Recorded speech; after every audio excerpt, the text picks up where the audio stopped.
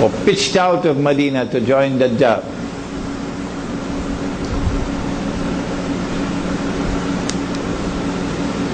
But the Dajjal will not be able to attack Medina, because the angels are going to guard Medina. On that day when the Israeli army lands outside of Medina, Israeli Air Force and armed forces, and they're there camped outside of Medina, the attention of the whole world is going to focus on Medina on that day. Medina will be the center of the world on that day. And then the world will witness what Nabi Muhammad alayhi salatu wasalam said 1400 years ago. The angels are going to divert his attack from Medina to Damascus. And so the world will see the Israeli attack diverted to Damascus. And on that day, Medina will be once again in center stage in the world in Akhir Zaman. We have a little booklet at the back there, only 30 pages long or 35 pages long. Medina returns to center stage in Akhir Zaman. We have it in English, we have it in Bahasa.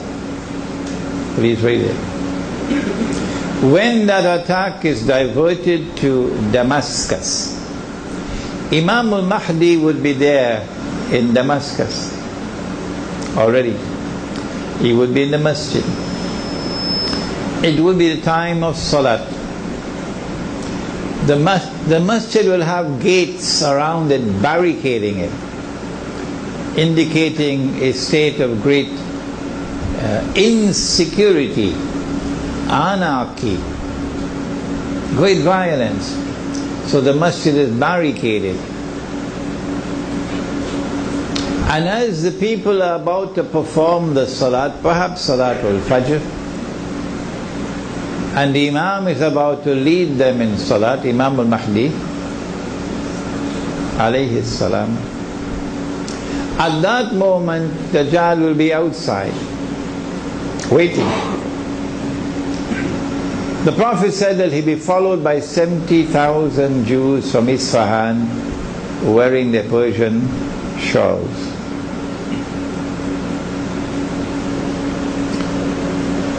It is at that moment, and not before, that Nabi Isa alayhi salam would return. Not a moment before. The attack on Medina has to take place. Israeli forces have to be outside of Medina. The angels have to divert the attack to Damascus. We have all of this detailed information. What are we doing with it? These are events that are going to be occurring soon. Another maybe 15, 20, 25 years from now. At that time, Nabi Isa alayhi salam will be sent back, coming down from the sky with his hands resting on the wings of two angels. As he comes down in the masjid, the Imam will see him, and the Imam will recognize him, and the Imam will say, "This is Nabi Isa alayhi salam." He would then invite Nabi Isa alayhi salam to lead the salat. And Nabi Isa alayhi salam would say, "No, you've been appointed as Imam, you go ahead and perform the salat." And he, Nabi Isa alayhi salam, will join in the saf and perform salat the way we perform salat as taught by Nabi Muhammad alayhi salatu wasalam. So the Sharia that came with Nabi Muhammad alayhi salatu wasalam would be recognized by Nabi Isa alayhi salam and followed. After the salat is over, then Nabi Isa alayhi salam would order, "Open the gates," because the gates are locked. And as the gates are opened and he comes out, Dajjal sees him. And the Prophet said that when Dajjal sees Nabi Isa alayhi salam, Dajjal is going to melt like salt melts in water, indicating extreme fright. And then Dajjal is going to flee. So today they are stamping their bloody feet on the ground, oppressing us. But tomorrow they're going to be running. You just have to wait. Hold on. Don't give up. Tomorrow they're going to be running. And he's going to flee. And Nabi Isa alayhi salam is going to follow him, pursuing him from Damascus to a place called Lud in the Holy Land. And there Nabi Isa alayhi salam will overtake him and kill him, and then raise his hair to show the blood. This is not symbolic. This is real. This is real. And that's the end of Dajjal. My opinion is that Dajjal now passes into non-existence. Non-existence. That's it. He does not appear again in history in this world or in the next. He passes into non-existence. He's a special creation of Allah, an evil creation. Can Allah create evil? Qul a'udhu bi rabbil falaq min sharri ma khalaq. Yes, Allah can create evil. This is a creation of evil by Allah. No human being was created evil. وَلَقَدْ كَرَّمْنَا بَنِي آدَمَ. Every human being is honored by Allah by virtue of being a human being. Dajjal is not honored. So Dajjal is not a human being. Dajjal will appear in the form of a human being. But you don't have to accept my view. Remember that. You do not have to accept my view. Can an angel appear as a human being? Of course. Jibreel alayhi salam in the masjid as a human being. Jibreel alayhi salam with Maryam alayhi salam. Can a jinn appear as a human being? I know you're going to tell me lots of them in Washington. Yes, Iblis appeared as a human being when the Quraysh were meeting to decide what to do about Nabi Muhammad alayhi salatu wasalam. Iblis appeared as an old man with a walking stick. So if an angel can appear as a human being and the jinn can appear as a human being, why is it so difficult to accept that Dajjal can also appear as a human being? And so there is no resurrection for Dajjal, and there is no judgment for Dajjal, and Dajjal is going to neither go to heaven nor hell. Rather, he's going to pass into non-existence.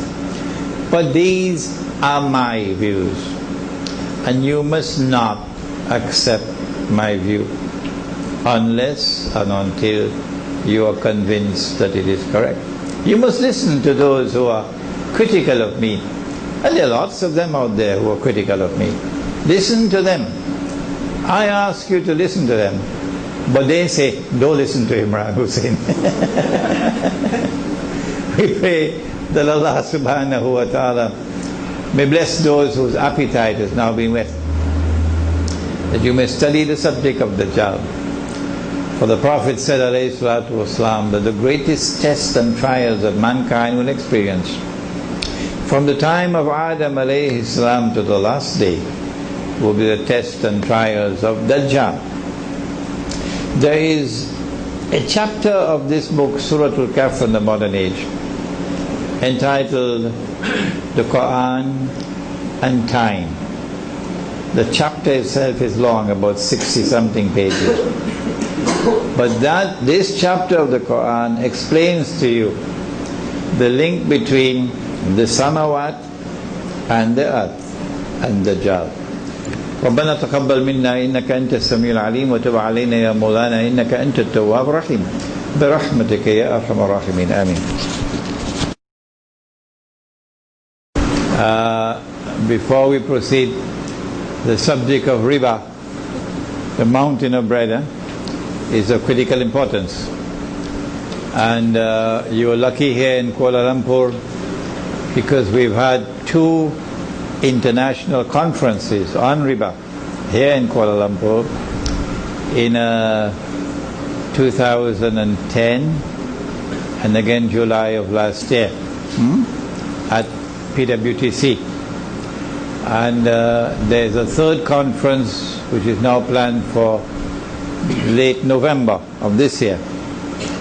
I am supposed to speak on Islam, the petrodollar and beyond in that conference. There are flyers at the back for those of you who are interested in attending that conference. Okay? Any more questions? You have stressed the importance of walking on the path of Khidr alayhi salam and hence of Islamic spirituality to penetrate the subject of Dajjal. Correct. In Surah Al-Kahf, verse number 63, Allah subhanahu wa ta'ala has reminded us of the effort of shaitan to cause us to be deviated from that path. Can you elucidate how can we protect ourselves from being deviated by shaitan, and how can we differentiate between the irradiation of the light of inspiration from Allah and inspiration from shaitan? It is sometimes difficult. Sometimes difficult.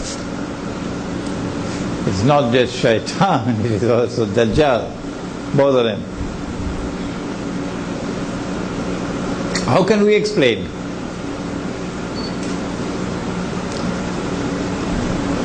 That the entire world of Islamic scholarship today is incapable of recognizing the paper money as bogus and fraudulent and haram. How is it possible? How is it possible that we who have been teaching this subject for the last 15 years have not succeeded? Those who are not ulama have readily understood, and there are legions of people now, particularly young people all around the world, who recognize and accept this monetary system to be bogus and haram. They have no difficulty in understanding. But the scholars of Islam, we have failed, and we have failed miserably, miserably, miserably. How is it possible? What's wrong? The Islamic, so-called Islamic banking system is bogus. It's fraudulent. The Islamic banks will not ever, ever, ever lift a little finger to bring back dinar and dirham as money. No. Ever heard an Islamic bank championing the cause of dinar and dirham? Not at all. Islamic banks are lending money on interest. Islamic banks are lending money on interest and disguising it as a sale.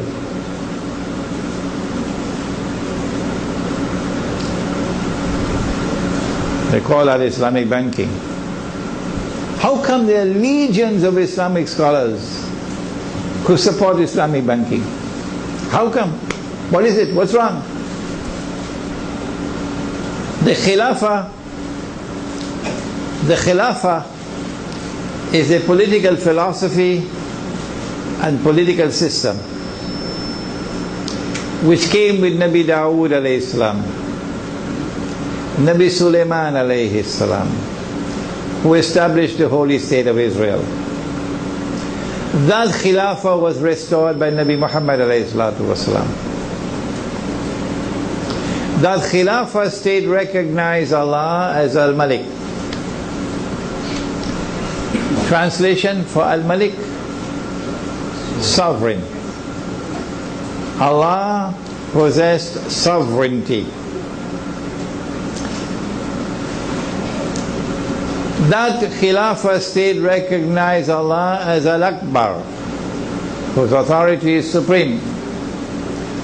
That Khilafah state recognized Allah's law as the supreme law, Al-Hakam. No law is higher than Allah's law. When Allah made something halal, the state enforced it as halal.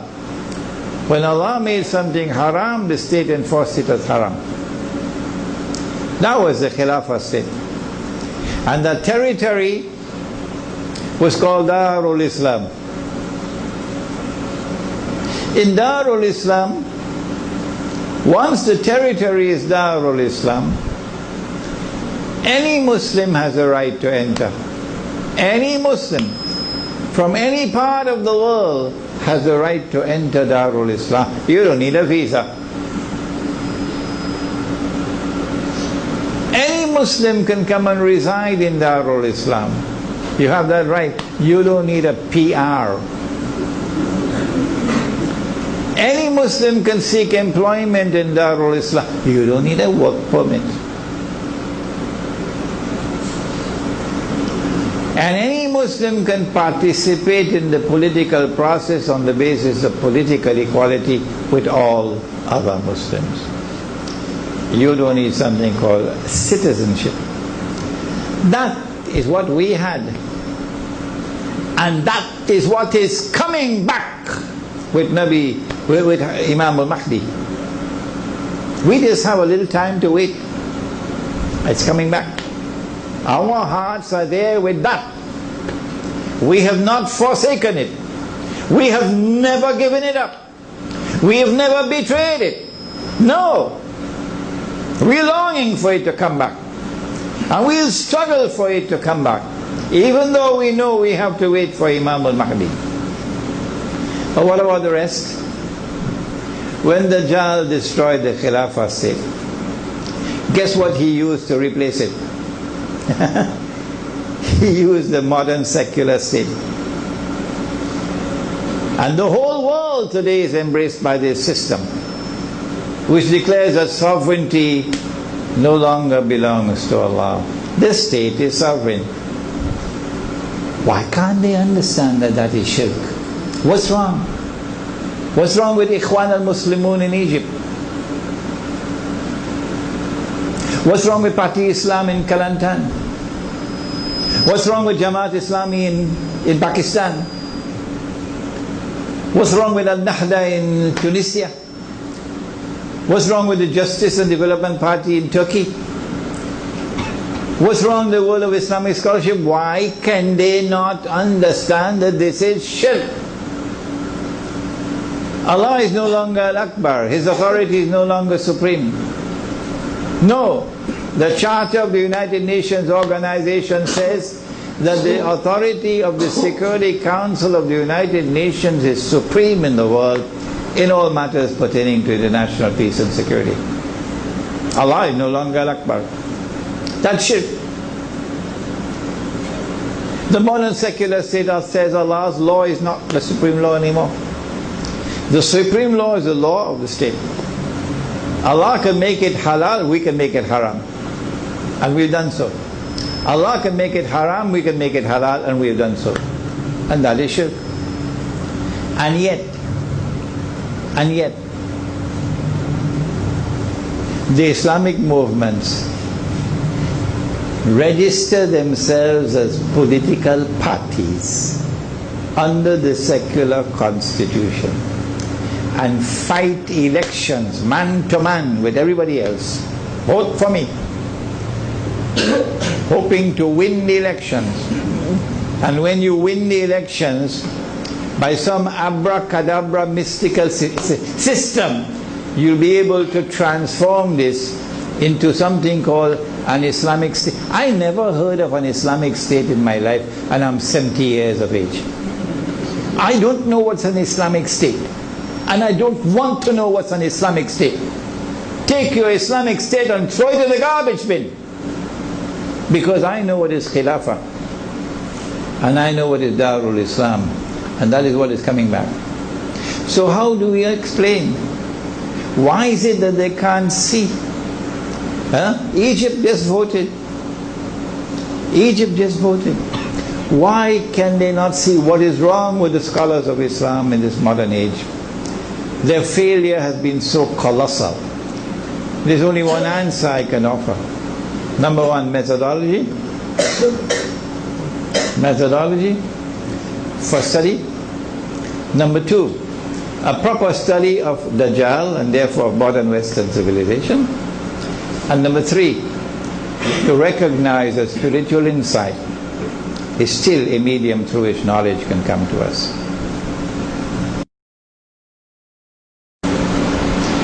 Are you saying that we are not allowed to go to a hospital?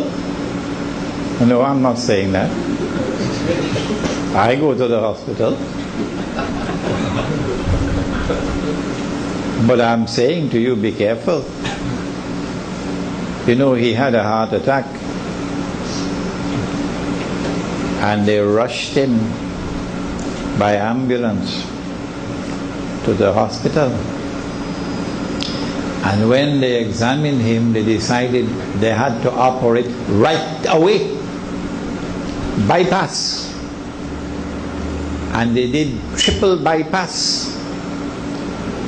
And as a consequence of that operation, he's alive today. If we had not taken him to that hospital, and if he had not had the benefit of that operation, he would have been dead. That is the rubbish. That is the nonsense that you must care about. Because when you reach there, you're worshipping Dajjal. Be careful. Because life and death is no longer in Allah's hands now. Life and death is now in the hands of the hospital and the doctor and the life support machine. Don't turn it off. If you turn it off, he's going to die. But so long as it's on, the hospital making more and more money, what to do? If I turn it off, he's going to die. Did you hear that? If I turn it off, he's going to die. So life and death is now in that machine. Life and death is no longer with Allah. It is this stupidness. It is this stupidness that you have to be guarding against. I don't say go to the hospital. Don't go to the hospital, no. But do not in the process commit the shirk of believing that life and death is in the hands of a doctor, or life and death in the hands of some medicine, life and death in the hands of some hospital or some operation. Life and death are in Allah's hands.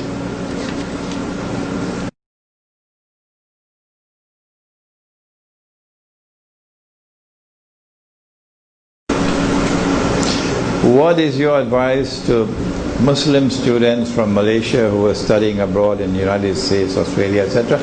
Make hijrah, come back home before it's too late. Make hijrah, come back home before it's too late. If you cannot read history, I can. Oh yes. And I know what's coming up.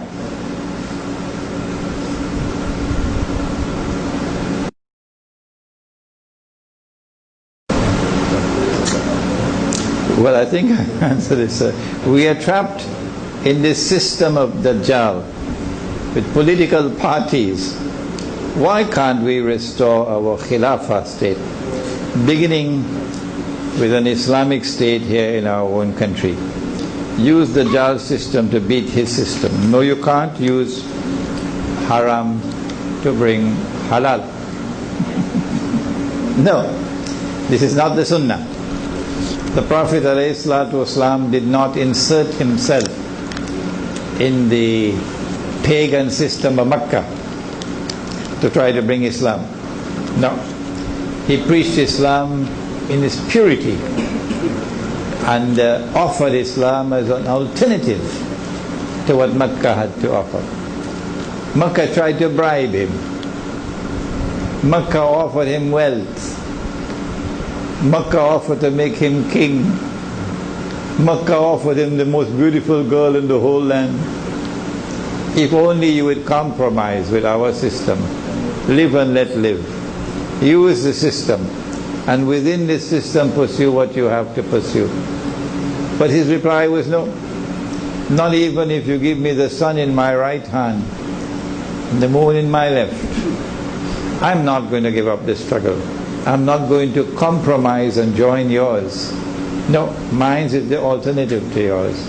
So our Khilafah state is the alternative to what now obtains. We are not going to join this system and vote in this system to bring back the Khilafah state. That's Disneyland thinking. That's Disneyland thinking. No. We're going to wait until inshallah we can restore the Khilafah state and your modern secular state goes back in the garbage bin from where it came out in the first place. Is that all now?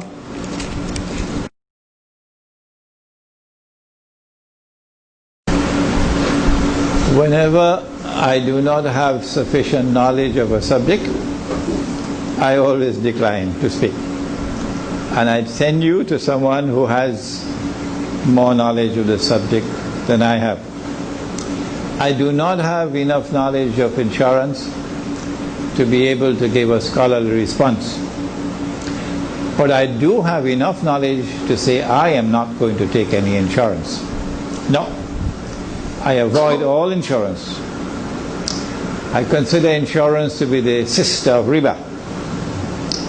And it's only when the state forces me into insurance, like motor car insurance, that I cannot avoid, then I take the motor car insurance until such time when my Muslim village is built. You have your urban village, I have my Muslim village. And in my Muslim village, inshallah, you can't drive to the masjid. No, there are no roads to drive. There are only roads to walk. So it's a pedestrian village. A pedestrian village. And everybody will walk into the masjid and walking back to their kampung homes. And we try to put the cemetery in between. So as you're walking to go and walking to come back, you remember, one day you're going there, inshallah. Yes. So I try to avoid all insurance personally. But that's my personal choice. The other question? What's wrong with studying there and actually seek knowledge in whatever field that she's studying? Oh, she doesn't have to leave. No Muslim has to leave. They can remain there. Okay? But when the wars start, which is starting soon, the Muslim is going to be targeted.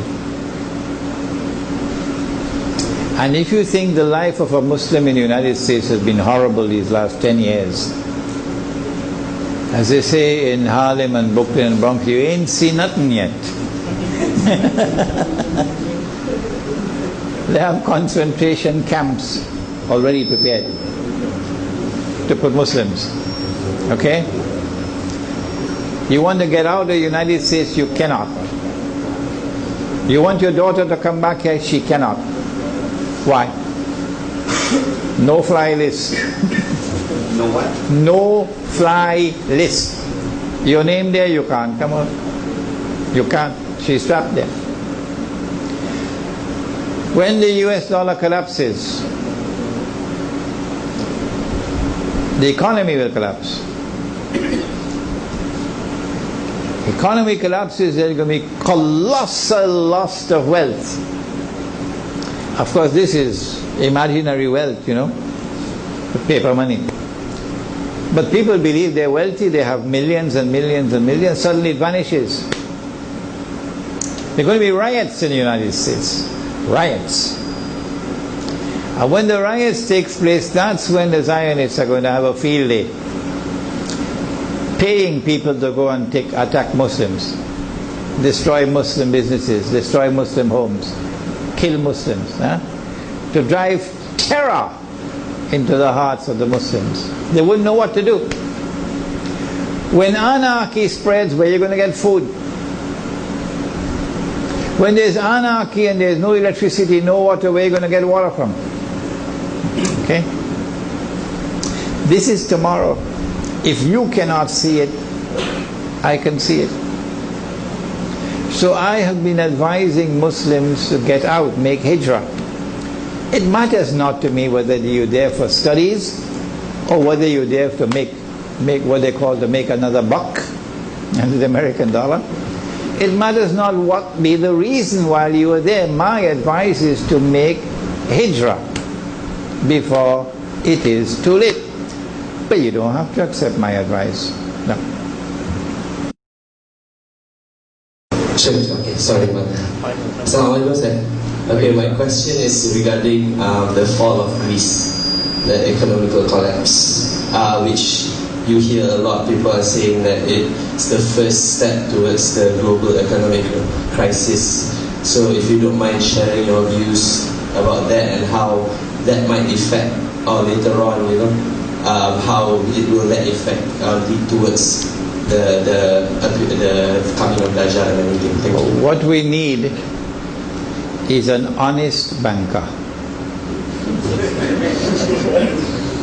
If we can get an honest banker, a man of integrity and knowledge, who knows what the banks have done to put Greece in the condition in which Greece is today, okay?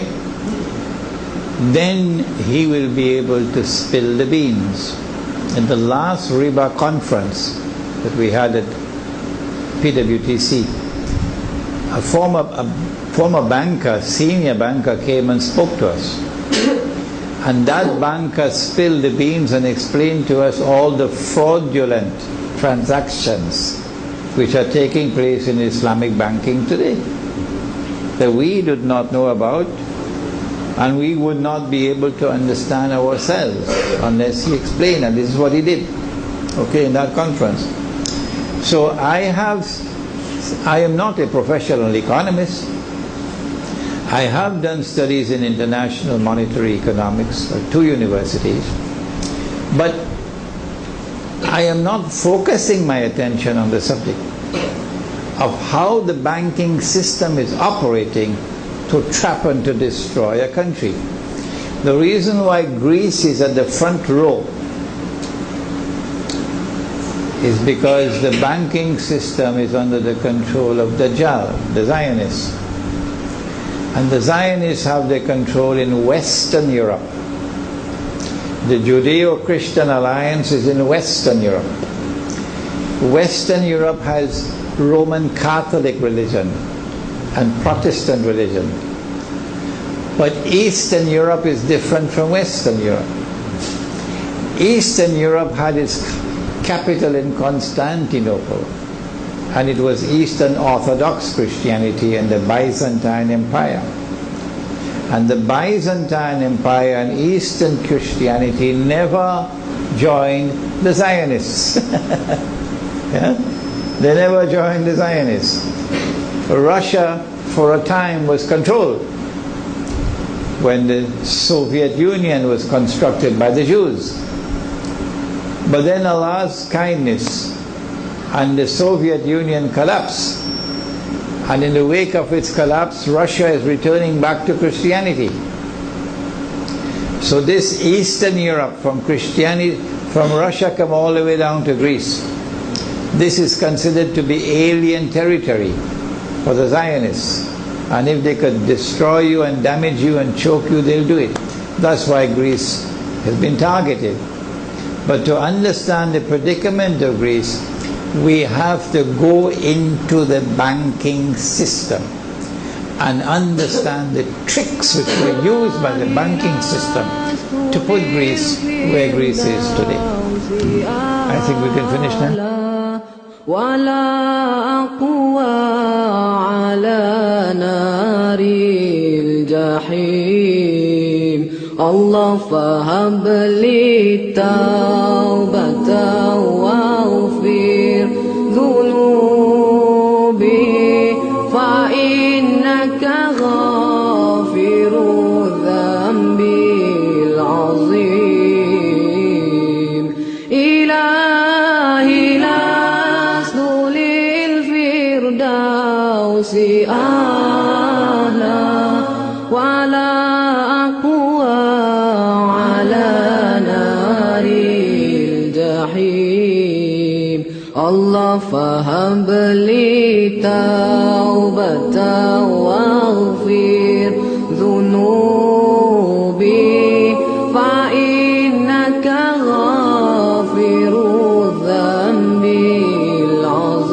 العظيم Tuhanku aku tidak layak untuk syurgamu tetapi aku tidak pula sanggup menanggung siksa nerakamu dari itu kurniakanlah ampunan kepadaku ampunkanlah dosaku sesungguhnya engkaulah pengampun dosa-dosa besar Tuhanku aku tidak layak untuk syurgamu tetapi aku tidak pula sanggup menanggung siksa nerakamu dari itu kurniakanlah ampunan kepadaku ampunkanlah dosaku sesungguhnya engkaulah pengampun dosa-dosa besar